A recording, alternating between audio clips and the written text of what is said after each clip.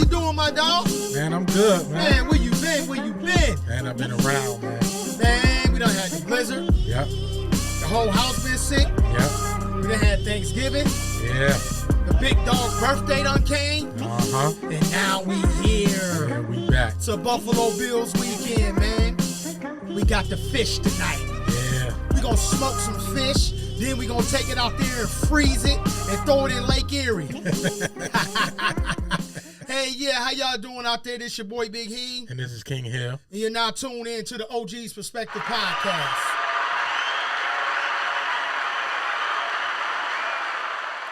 Yeah, man. What up, King Hill? How you doing, big dog? Man, I'm all right, man. Man, it feel good to be back on the mic, man. Yeah, man. It's been a while. Oh, man, it's crazy, man. The Bills play tonight, man. Yeah, man. What we gonna do? We gotta win. You know, your predictions is crazy. What we gonna do, though, dog? We gonna beat them. We're gonna squish the fish. Yeah, we're gonna squish the Remember fish. the last time you said that? Yeah. What happened? Do we gotta talk about it? Okay, we ain't gonna talk about it. But y'all know what happened the last time my man predicted we was gonna squish the fish. They took us out to the ocean. Man, we got this. They took us out to the ocean. We gotta win out. We better win out. We have to. We better win out, Hill. We gotta win out. Man, you remember your predictions, man. We were supposed to go only lose 2 games. Don't say it. We was only supposed to lose 2 games, Hill. Hey, man, sometimes your opponents come up ready to play. All right. And you be playing around, thinking things sweet and everything. Well, I hope that the Buffalo Bills, Josh Allen, is ready to kick some booty tonight. Yeah. Y'all boys better get out there and put that work in. It's snowing. We got perfect conditions. They said 2 of them last week had heaters out in 55-degree weather, so we ain't even worried. What's the temp? What is it? What is it out here? Man, I think it's about like mid-30s. It's 31. We golden. Oh, yeah. We golden. It's 31. It might be colder than that on Orange Park. Oh, man, we golden. 31, snowing. Oh, we golden. All right, guys. We got a y'all already know we got a good topic tonight. We're gonna have a good podcast, and on top of that, it's a serious podcast.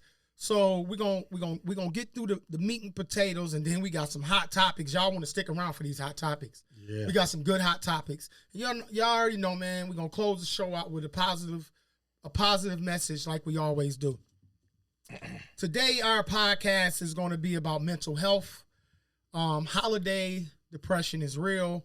I'm going to try to get Peggy Herrera on the phone. Like I told y'all a while ago, I met her when I was out visiting a friend out at Attica Penitentiary or Attica Prison, and she's a mental health counselor. So I'm gonna see if I can get her on the phone, guys. I'm gonna call her up and see if she gonna hold it down for us and give us some information, y'all. Give us some insight. Hello. Hey, how you doing, Miss Peggy Herrera? How are you? I'm doing good. This is your boy Big Heem, and this is my co-host King Hill. Say what up to your King Hill. How you doing? Hi, I am well, thank you. So I'm gonna let you kind of take over. Like I said, we're talking about mental health today, and I told you that I was gonna be reaching out to you. So today is that day. It's a lot of things going on. It's the holidays. People be going through, hard times and missing people, and just, it's a hard time for a lot of us. So I'm gonna kind of let you introduce yourself, tell people a little bit about yourself, where you from, and man, just go ahead, take off, and we're gonna just, we're gonna dibble and dabble and go in and out. Well, thank you for that. Thank you for the introduction. I'm from New York. My name is Peggy Herrera. I have a son who's 24 years old. My youngest that struggled with mental health issues, growing up without his dad, losing my husband. And just to let you know, on July 2nd of 2022, this summer, my son was murdered. So now I am facing these holidays and remembering all that he went through, just trying to do everything I told him to do, practice what I preached to him. And so I think the main thing is identifying what the real issue is. And of course, missing him. I watched him struggle with mental health after losing his father. I watched the system that didn't give him the help he needed. There was no support. The things he needed weren't put in place. So as an advocate, I made sure that I fought for him. I was always very supportive of him, but I also understood that he really, really cannot deal with the issue of losing his father. So it was very hard. So just me being supportive was what got him through. He was able to work and do the things he needed to do. But mental health is very real. The feelings are very real. And I think once we identify what is it that brings us down, and we talk it out, and we face it, and we know that we can't change it, I think that helps. That helps a whole lot. It's very real. Let me cut in. The first thing I want to say to you is we send our condolences to you here from the OG's Perspective podcast. I've lost family members. I know how it is. The holiday season, you always look at the door to see if they coming through it. And unfortunately, we know they're not coming. So I just want to send my heart out to you. And I thank you so much for giving us some of your time today to sit here and talk with us. Could you give us a little bit of your background into mental health, into your advocacy? Just tell the people a little bit about you. So apart from being a mom, a mom of a son who suffers from mental health issues, and being born of my mom, my biological mom suffered from mental health issues, so gave us all four of us up. So I understand it's very real. It paralyzes you. I am a New York State activist. I am an advocate for mental health, and I also work with young people that are incarcerated, people that have been on Rikers Island, Crossroads, Horizons, and I'm an advocate for them because we know that the behavior comes from somewhere. We know that a lot of these issues are not being addressed, they're being criminalized, and there's a stigma attached. And so people are not getting what they need. And so what looks like a rise in crime is really a rise in mental health issues and a lack of resources for those that are struggling. So I'm a strong advocate in that, and I believe that everybody overlooks mental health. So let me ask you this: what type of programs have you participated in over the years? Because I met you, I think, a couple of years ago. I was visiting one of my friends, Jamar Kelly, at Attica, and you were visiting your son, and we were able to kind of exchange information, talk a little bit, give each other a little bit of background about each other. And that's kind of how our relationship started. So what type of programs have you been involved in to start putting forth the effort to bringing the awareness of mental health? Okay, so I know no one's known my story, but I know one day I called for help. I called for help because my son was having a breakdown. He wasn't aggressive. He wasn't anything. I just knew that he was having a breakdown.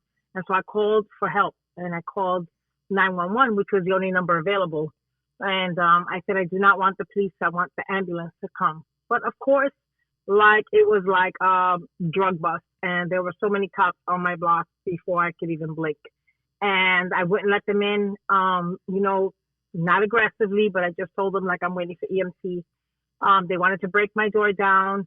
By the end of the ordeal, I spent the night in jail. My son was beat up and taken to the hospital for 2 minutes, never getting the help he needed.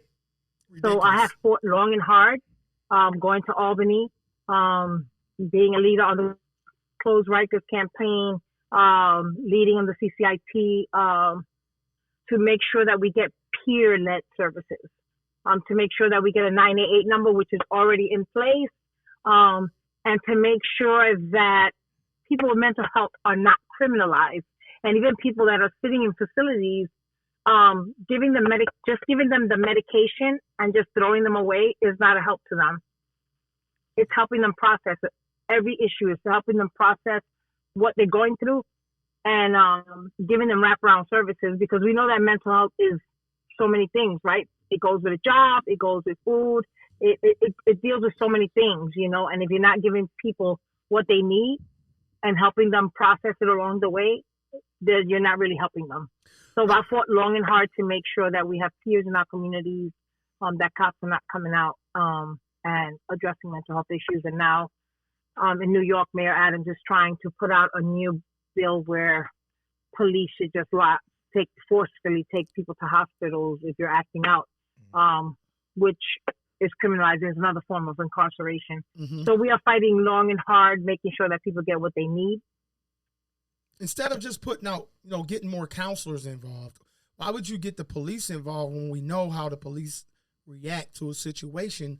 I don't think they've been properly trained to even come into a situation where there's a mental health situation going on, because the first thing they want to do is shoot you, So yes. I have a special needs son, and my biggest fear, and I'm being honest, is as he grows, as he gets bigger, for him to come in contact with the police and they don't understand him.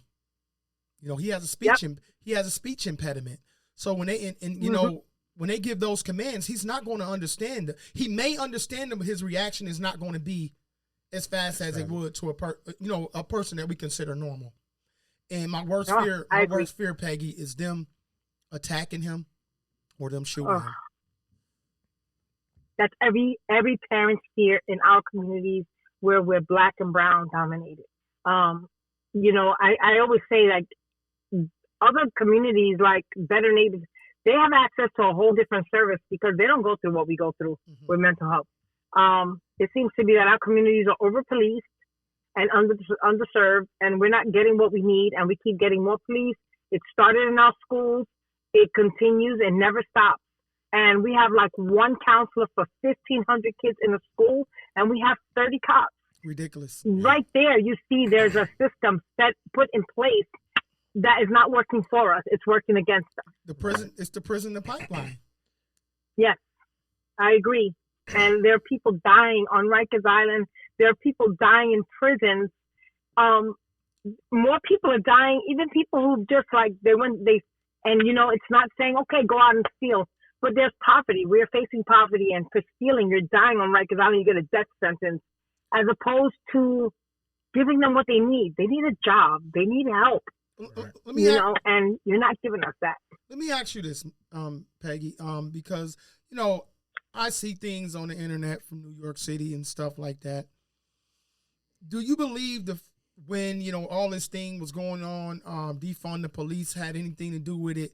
And the police kind of took a step back and allowed crime to elevate so that they could come back and implement these type of programs? Absolutely. They want to keep, believe me, we know that there are many things they've allowed to happen to keep the prisons open, because in us fighting to close Rikers Island down for better conditions, they don't want to close it down. And so it's like, see, we need it open. You see, look at all this crime happening, but you're not doing anything about it. You're not doing anything about it. It's definitely a setup. It's definitely a setup in our communities. They're just letting things happen. And it's crazy to look at. Our kids are dying every day. Every day, mothers are burying their children. Parents are burying their children because no one's doing anything about it, and so they don't have to face or live what we live. What should people? What is the signs that somebody may have mental health issues, if there are any? What should people be looking for? Well, I look at people, like, most of the time they're arguing, or they're very rational, or sometimes even quiet, very quiet.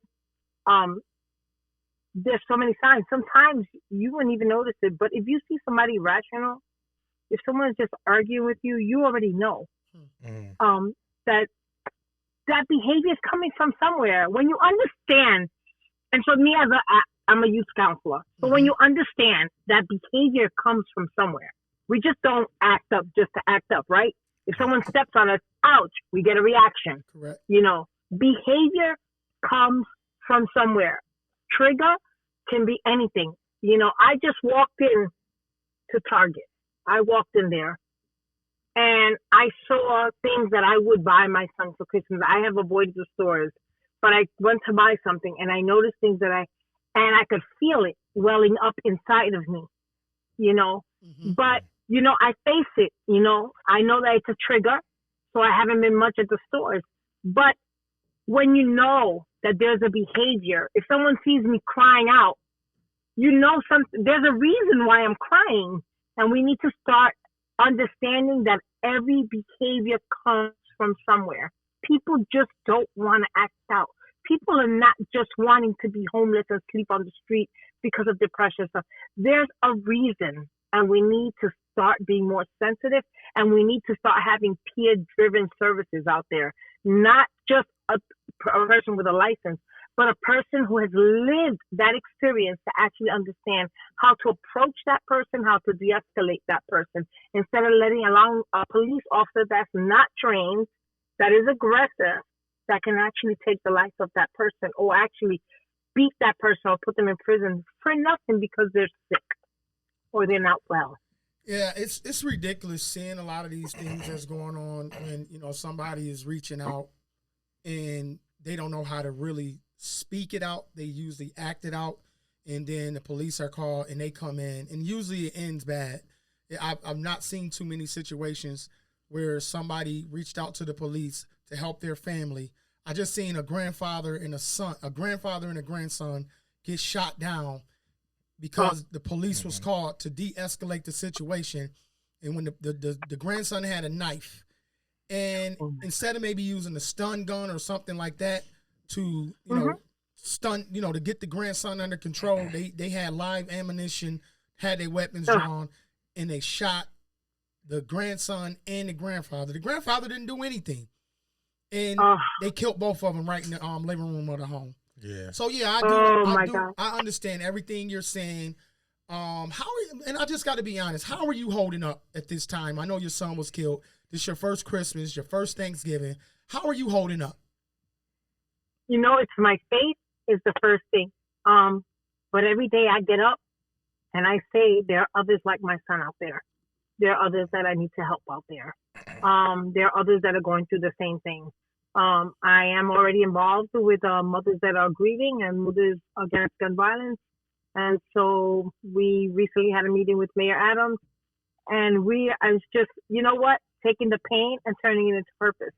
You know, I could sit home, I could do that, but for what? You know, there's a fight that we need to fight out here, and, you know, it never stops. And just taking my son's life and using it to help somebody else, you know, and to get the help for somebody else that my son never got. I always say my son died with a broken heart. That hurts. Yeah. Let me ask he died with a broken. Yeah. Let me ask you a question. DJ Twitch, Ellen DeGeneres, and that's not his biological name, but that's his stage name. He just recently committed suicide. What are your thoughts on that? Oh, if you really want to hear my thoughts, I don't know why I don't believe he committed suicide, but if that's what's being said, it's so hard because so many people he seemed so happy. Mm-hmm. Everything was going well. I know. And so, you know, I don't want to pretend to be like, oh, everything is so great. But a lot of us that are out here and, you know, happy and just living, a lot of us are struggling, secretly struggling. And they're so afraid to say they're struggling because there's a stigma attached. They're criminalized for it. You're looked down upon because of it. I think that's the biggest part in our community. No help. We are in denial. Yeah. We're in denial. Yes. I believe, and this is my personal preference, my personal opinion, I believe we all suffer. I think I said this to you before, Hill. Yeah. We all suffer from post-traumatic depression. I believe it. I think just from the environment that most of us grew up in could cause PSD. Yes, I'm telling you, I believe it. So even we all have trauma. Yeah, even we could probably say we might have some kind of trauma from our childhood or high school or something that went on in our lives. I can tell you this for a fact, bro. I know that I've experienced some trauma. Like I told you in past episodes, I had to sit down with some people before. You know, I had to go talk to some people because it was destroying me. And I think that's Yeah. the biggest part of our community. A lot of us smile to hide the pain. Yeah. You know, Yeah. we smile to hide the pain. Romeo, Lil Romeo, Master P's son, he kind of got, he's pissed at his pops right now because he feel like his pops addressed the situation with DJ Twitch. If you can find his real name, I want to call him by his real name, you know. And he's mad at his pops. But Romeo may not understand that his pops may not even knew how to address the situation with his sister. Right. And me personally, it's some things and certain things that should not be, and maybe that's Romeo's way of dealing with it, putting it out to the world. You know, I just feel like Romeo should have addressed his father personally, because you know everything that's seen should not be heard. You know, you understand what I'm saying? Right. So. Yep. I agree. I think our communities need a big not nose cry. We need to just cry. And you know, yeah, we have to go to some people and say what we need to say. It's about, you know, forgiveness. And yeah, it's hard. That's a hard thing for us. But forgiveness is not for the person, it's for us. And it really, really does help us to move forward. It really does. You know, I know for myself, all the trauma I've lived, it's really helped me to move forward. And it's made me the person that I am today. And it's put a fight in me that I didn't have as a young girl, you know. So I tolerated a lot of things and settled for a lot of things that I won't settle for now. And I know the truth. I know the truth about mental health. I know the truth about trauma in our communities. I know all the system is set up against us. And as long as I have breath in my life, I will speak against it. And I will speak up. I will. Having a son, and especially, you know, my son, you know, yes, he died to gun violence, but he dies with a broken heart. And every day I think about that. And so, yes, I will continue to fight, you know, and plus I have a son who's away. So, you know, you understand that those places don't make you better. Mm-hmm. And so I have to think about him too and constantly encourage him, you know. Well, I want to say that I want to say this to you. I know you have a son away. I know that had to be hard on him. It probably crushed him. It did, because they didn't let him come down. The next time you come to Buffalo, I want you to call me. Call me before you come. I want to get you in the studio, and I want the people to put a face with the voice, and I want them to understand your story, because a lot of us have stories that we never get the opportunity to tell. And when I met you, you were very impressionable. That's why I took your number and I said, when I get ready to do something on mental health, I'm going to reach out to you. So thank you. If there's anything that you want to say before we get off the call, any information you want to give, any phone numbers you want to drop for the people in New York to reach out for mental health, this is, go ahead and give it to them, because I'm so gracious that you did give us some of your time today to speak, especially with the fact that you lost your son. A lot of people couldn't do what you're doing right now. They wouldn't even have the strength to do it. But if it's, like I said, if it's anything you would like to say, and I would give my host King Hill one last word to say to you. But yeah, go ahead if you got anything to say right now. This is the time. All I just want to say is, if anybody is ever in New York, look me up, Peggy Herrera. I will connect you to whatever services. I will be there to help you. And I say that with a sincere heart. We work with CCIT NYC. I work with Freedom Agenda. There are many organizations on the ground fighting and advocating for those in mental health issues. And one important thing is stay connected. You're not alone. Reach out. You can look me up. You need to call me. But stay connected. Don't isolate yourself, and talk it out. Talk it out. Pray and talk it out. Don't keep it to yourself. We're all struggling together. And so let's continue to grow together, be a family, and advocate for each other. You got anything to say, King Hill? My condolences to you and your family. I appreciate you giving us your time. And stay strong, man. stay, like you said, stay connected, talking to people, and with Christ, with God, we could get through anything. Yes. Thank you Thank so you much for the opportunity for being here today. Thank you. Thank you, Peggy. I'll be reaching out to you. And like I said, when you get ready to come back up, I know you be coming down. Hit me up so we can get you in the studio. Okay, thank you. I'm sending hugs. Okay. Yes, thank you so much. You God have a bless blessed you all. holiday. Thank you. You too. All God right. bless you. Bye bye. Bye bye. Hey guys, that was great for her to do that. Especially in this time, you know, everybody's going through something different. If you are going through something right now and you're thinking about suicide or you're just depressed, you could text the suicide or you can call the crisis hotline by dialing 988. Again, that number is 988. For anybody that's going through anything, if you don't got nobody and you feel like you need to reach out, just do it. Don't hesitate. Yeah. Don't hesitate. That was deep. That was deep, man. Yeah, man. Hang on, that was deep. Yeah. You know, because we gotta transition into this after hearing something like that. So right. Yeah. Thank you, Miss Peggy Herrera. We got this meat and potatoes, man. I ain't gonna lie. This gunning situation.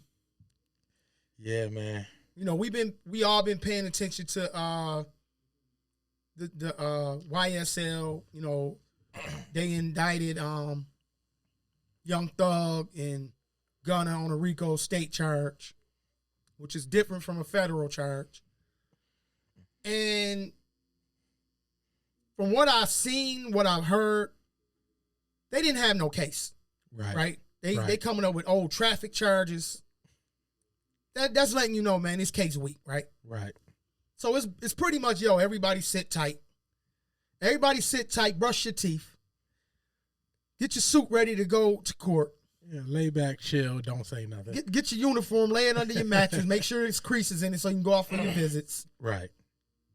And shut the fuck up. That's all you got to do. Shut the fuck up. Right? Yeah, that's it. What this chump do? Man. What this chump do, Hill? He gave him a case. Come on, man. He gave him a case. Talking about you ain't snitch. Listen here, dog. You sat there and you said yes to everything. Right. Everything that this lady said, you said yes to it, bro. You just gave them a case that they didn't have. Yep. I won't even repeat the bullshit that they asked you. But you said yes. Yeah. To every question. It was an E40 remix. Yep. Yep. Yep. Yep. He ain't say no to nothing. Nothing. Come on, man. And you in court. Come on, man. You listen, dog. Nephew, what you say? He testified on Crime Stoppers before anyway. Yeah. So I don't know why. I don't know why Thug ain't think about that. Right. Man, listen. Can't let the goofies come around, dog. I don't care how good they rap. Keep them dudes over there. Man, yeah. Keep them dudes over there. Keep the artists over there, because if it's some real shit going downhill, right? Them dudes is not going. They're gonna bust. It seemed like it don't seem like it is. It's like everybody want to be a thug. Everybody want to be a gangster, especially in the industry. Come on, man. Like everybody want to be a thug and a gangster, and then when it get thick, you the first one telling. They pull the blanket off. See, up here in the north, y'all, we up here in Buffalo. It's 31 degrees. It's snowing. The lake about to freeze. We keep our water on, the hot water running just a little bit, so our pipes don't bust. Right. You know what I'm saying? When them doggone, when they get the pressure put on them. Come on, man. Man, that's foul, bro. Now, I'm gonna tell y'all this. I gotta bring this up because we talking about this snitching situation. Right. Me and my man Hill been out the loop, but we back. We've been paying attention to things, but we just ain't been able to give our perspective on things. Right. the T.I. situation, man. That's not snitching. That ain't shit. Hell no. That's not his. That ain't snitching, hell. The person he got the case with passed away during the case. During the case, whatever. Cuz died. So. Cuz died, then man. If they could say they told him, right? Now if he snitched, if he would have told before Cuz died, and that's what killed Cuz, T.I. as a rat. Right. He would be a rat. Right. You ate that cheese and gave your cousin some decon and it killed him. I'm sorry, y'all. But it's the truth, man. Right. Right. In that case, in that situation, T.I. lawyer, T.I. ain't even come up with it. His lawyer came to him and said, yo, man, your cousin expired. Yeah. Take this hand off and this blessing from God that you just got. Right. Then was your cousin guns, wasn't they? Right. Yes, sir. Absolutely. And I don't give a fuck what nobody think. I'm certified, motherfucker. I ain't never told on nobody, never will. Motherfucker came to me right now and told me, boom, boom, boom, I gotta eat it. That's what I have to do. If I'm with the motherfucker. Right. If I'm in the car with the motherfucker. But don't motherfucker come tell me and I'm in the house or I'm putting in that, getting that A bag and y'all place me at the scene of the crime talking about I didn't know motherfucker. That wasn't me. But if I'm there and I'm in the car, I'm in the building, I'm at the scene, I'm this, and we go to jail together, motherfucker, we riding it out to the end. Right. Now, if it's some shit you did and you be like, yo, Big Heem, I'm going to take this one, okay. But we going to the motherfucking end, dog. Like baby brother. Right. I was gonna ask you about that. Listen, bro, his situation totally different. When they came to him and told him they want to clear their books, we gonna grant you immunity on anything, whatever. He should have took the immunity, signed his paperwork, and said he did it. Right. Now you deal with the beef when you come home, dog. Right. Because you probably gonna have some beef for saying you killed some people, but at least you ain't telling on your homeboys that's dead. Yeah. You ain't about to dirty their name up, and you ain't about to be labeled as a snitch. You did it. Right. So that's how I look at that shit. Gunna, I don't care how you put it, bro. You did wrong, motherfucker. You snitched. You ate that cheese, bro. You ate that cheese. Did you hear what Charleston White had to say about it? That's his buddy. They new best friends now. That's his buddy. Yeah, they new best friends. He must have put Gunna must have went through. He might have called Charleston White while he was locked up, and he told him, "Go and tell." He went through that Charleston White class. The Charleston White class. Gunna, you went through Charleston White boot camp. Right. Dumbass clown. That's some sucker shit, man. You buried a G, dog. That's all I can say, man. Charleston White was happy as hell. He said he is a new fan. Man, that's crazy, man. That's crazy, man. Well, y'all, we gonna go ahead, man. We gonna get into the hot topics today, man.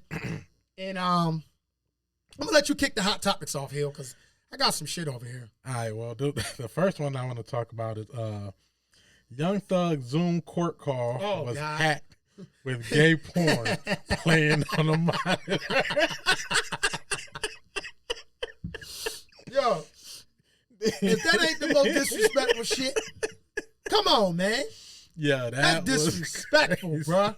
Did you see Thug face? I seen him. He like, what the hell? I seen him, Hill. That is funny to me. I seen him, man. I seen him. Yeah, that's wild right there. Now y'all know Jay-Z, one of my favorite rappers. He is one of them. Ice-T came out and said that he made 99 problems, but a bitch ain't one. Yeah. He the one wrote it. I seen him performing it. Yep. And dude, they tried to clown Jay a little bit where we get the inspiration and shit, bro. Yeah. You know, Jay, hey, shit, I ain't know you took some shit on the arm. I ain't know you got a handoff from Ice-T. Right. That's a gangster though. A gangster and a pimp. And the old Ice-T the OG. So Jay, don't even be mad. Right. That, you know. But my thing, that is what Ice-T said. He was like, why he ain't tell people that it was his song. He wrote the song. He said, Jay said, for one, Ice-T said he gave it to Mike Rubin. He said this would be a great song for Jay. So we're going to give Jay a pass, right? Because what if he didn't? I'm lying. He knew that shit came from Ice. He knew. Jay, go ahead, man. You shout Ice-T out for that 99 pound, but a bitch ain't one. Because that was one of your biggest songs. Yeah. That was one of his biggest songs, dog. Yep. Yeah. So go ahead, man. Hit it. I don't know. Little Meech son. Big Meech son. I told you, hold up. We ain't gonna talk about that Lil Meech bullshit. All right. He embarrassing his pops. That's it. He doing too much dumb shit. He done tried to steal a Richard Millie on some bum shit. You destroying a good legacy. Your daddy is a living fucking legend. Right. When he come home, he's gonna be the man. Sit back, keep playing his role, and stay in your lane, young punk. All right, that's it. Stay in your lane and keep repping your dad. Walk in the shoe. That's the problem. A lot of these niggas don't want to walk in their daddy's shoes when they laid out a clean path for him. Yeah. You understand? He laid out a clean path. You ain't got to do shit. Right. Walk in your daddy's shoes till your daddy come home. Then he'll put his shoes back on. And then he go do whatever the fuck you want to do. So we ain't going to talk no Lil Meech because he out here fucking his daddy name up. What you got, dog? What you got for me? What about what Faison Love said about the God reparations? damn it. How much they want to give them people? 263,000? Something thousand, bruh, per person. That's Not a enough. Cadillac. That's a Cadillac and a Chrysler SRT Hellcat. Not enough. That ain't no money. Not enough. Nah. That ain't no money, bruh. Faison Love said we should be tax exempt. Now, that's what we should be. Let me go tax exempt. Right. For the shit. Okay, look, do this. Let me go tax exempt and give me about 10, 15 million. I'll be good. Yeah, I'll work with that. I'll be good. It's a good head start. It's a good head start. That'll give it. It's a good head. That's a good head start right there. Yeah, that's a heck of a head start. Because I know they ain't gonna give us a billion apiece. They ain't gonna do that. They ain't gonna give me a billion, whatever. But let me go tax exempt. About 10, 15 million. I'll be good. Tax exempt. I'm gonna be tax exempt from the rest for of my life. life. For life. Yeah. No, that's for life, bro. Yeah. That's for life. We never pay taxes again like the Indians, the true Indians.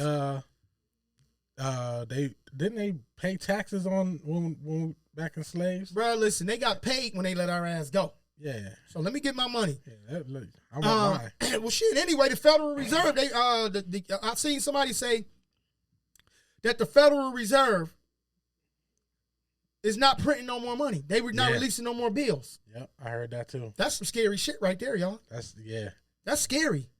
What I want to know is it temporary, or is they trying to make it something permanent? I don't know. We need to dig more into that, but that shit scared me.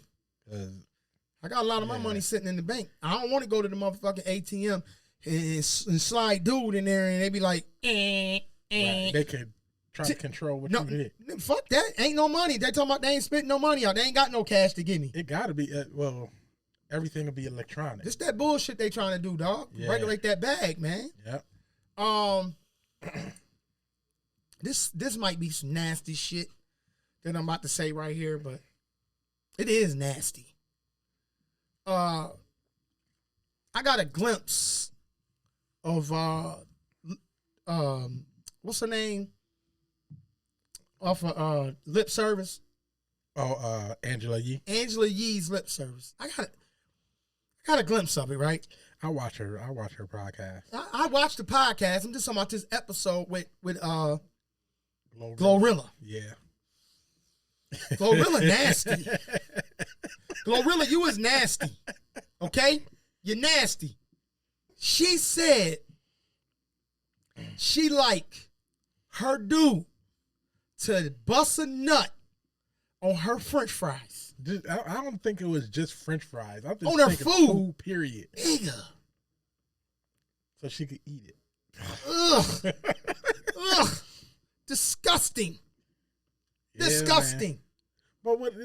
Nah, bro, you can't. The thing is, it's like if she giving head. So you telling me this? So you telling me this? Hold on, player. No, I'm just saying. These could be. I'm just saying it's probably like the food there. They already in it. Okay. Here, put it on there. I don't give a fuck. That's nasty. So you telling me her and dude been in the room all night playing, and she got a plate of fries or a plate of whatever the fuck in there, and the baby come in the room, kids don't ask. They just start eating. Yeah. Oh. They just start eating, and the fucking baby gonna have some nutty fries. Yeah, that's Get out of here, man. That's different. That is disgusting. That's different. Gorilla, you is nasty. I don't think she let it sit there though. Motherfucker, how you know? I don't think she would just let it sit there. I think, all right. Like, I think she'd just have them do it. Let me tell you, is you gonna eat at her house? Hell no. Yeah.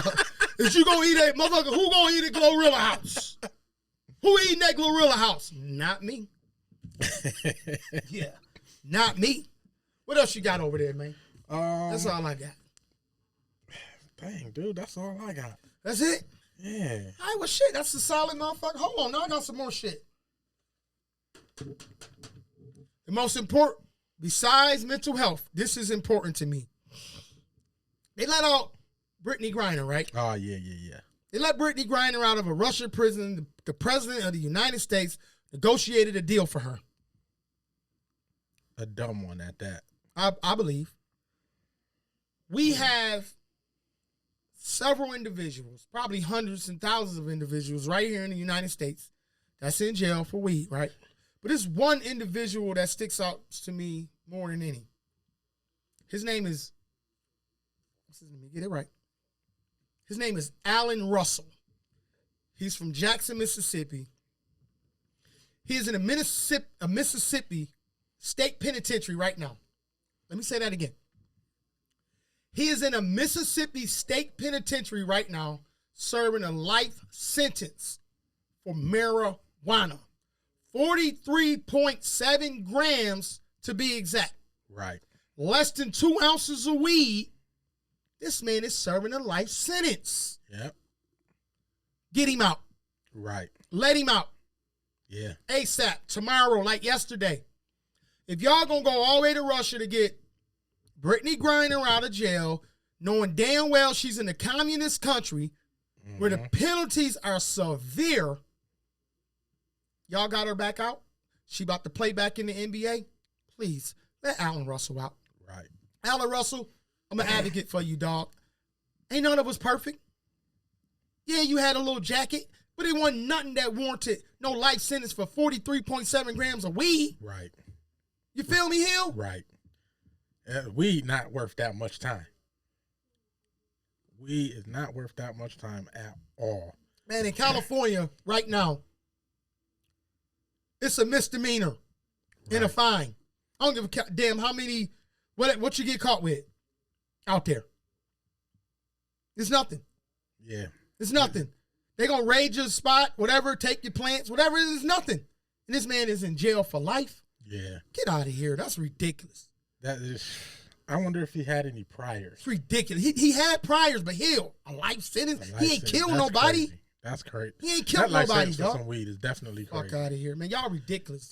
That's why, man, I'm staying up here in the north with this cold shit. And then I have found out later that it was a Marine over there too. Hold on, but he got dishonorable discharge. Yeah, they say he. You know what? I don't even care. Even if he do got a dishonorable discharge, he a Marine. Right. They said Brittney Griner said she don't like America too. So whatever, man. He American. Get his ass back over here. And if he got to do some time, let him do it in an American prison. We all got all the fucking weed guys sitting in there doing some goddamn bullshit anyway. Right. So yo, Hill, go ahead. That's. Every time you bring that up, I'm like, a life sentence. Man, it pisses me. It pisses me off, man. 2 ounces of weed. It pisses me off, man. This what they do. This what they do, bro. And, you know, come on, man. Now, this the time. Hill, you got something to say? Man, you know, I got to leave a positive message. Go ahead, leave your positive message. Man. All right. I just thought you might want to do it, but you know, fuck it. This is a negative ass nigga anyway. So I'm gonna hit y'all with this, man, because the holidays is coming up. Let me tell y'all this. Hard times are coming. Hard times are coming, y'all. We talked about mental health today. Hard times are coming. It's going to be a food shortage. So y'all better stack up on food. All my white friends, they go hunting. They out here shooting deer and turkeys and all kind of other shit, stacking their freezer. My one man showed me so much damn meat. I told him he better give me some. He better give me some of that goddamn meat. But I'm being honest, y'all. Y'all see they not making no more money. I seen a motherfucker on Instagram the other day with so much goddamn money, cash. I know why they not making no more, because he got it all. Motherfucker, go on, put some of that shit back in circulation. Stack your chips. Stack your freezers up. Get you some dry food. Get your shit together, y'all, because it's about... Do not go out and spend all y'all money on Christmas gifts. And the day after Christmas, the store closed for good. And you can't take that shit back. Understand this. It's not a joke. I'm telling y'all. That's what me and my man was doing. We was getting our shit together. Shit. Because we know it's coming. We know it's coming. I don't hunt. He don't hunt. I don't think I know no black people that hunt, especially up here in the north. Got to go out in that cold-ass weather and weather the storm. Hunt a deer and a bear and all kind of shit. But I bet you next year, goddammit, I'm going to get my shit together. Me and my man trying to get our motherfucking shit together so we can get our hunting license. Y'all know we convicted felons. That's real. Right. But I want to change some shit. I need to go out there and kill me some deer because I'm going to survive this shit. Are you? Get your shit together. Again, y'all, mental health is real. I always say this. Check on y'all loved ones, man. Call y'all family, man. Your brother, your sister, your cousin, your mama, whoever you need to call and check on, man. Because they probably praying to God that somebody do call them. Y'all know how we do over here at the OG's Perspective. It's been a minute, man. We back. Me and my man back in the studio. We about to put some podcasts out. I just ordered some new cameras. We about to light this bitch up and start putting some guests in this bitch and talking some shit. Happy holidays. And stay up, man. OG's out, man. Peace. Merry Christmas.